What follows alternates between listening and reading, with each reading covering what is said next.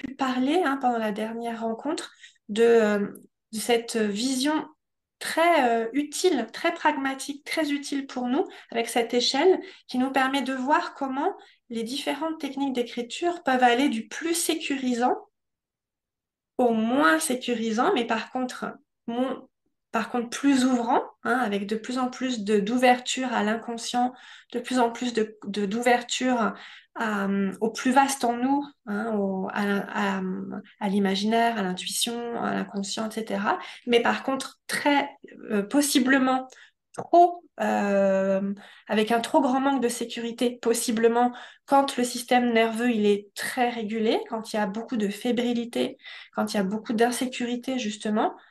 Et à contrario, en bas de l'échelle, on avait les techniques qui sont les plus contenantes, forcément, on retrouve cette idée-là. Plus on est en bas de l'échelle, plus on est sur des techniques contenantes. Et ces techniques contenantes, elles vont principalement donc nous aider à créer ce premier pas de déplacement de nous à la page, mais sans nous emmener dans quelque chose qui pourrait être dangereux si on n'a pas un système nerveux qui peut le permettre. Donc tout ça, bien sûr, s'évalue en fonction de plein de choses, hein. Ça dépend des moments, ça dépend des personnes, ça dépend des moments, des situations, de ce qui est traversé. Ça dépend si c'est nous et bon, voilà comment on se connaît. Ça dépend si c'est aussi pour accompagner des personnes. Et du coup,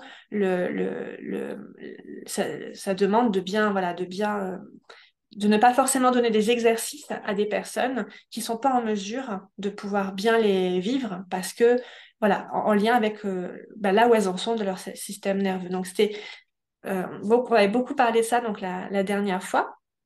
Et aujourd'hui, donc, j'avais juste envie de, de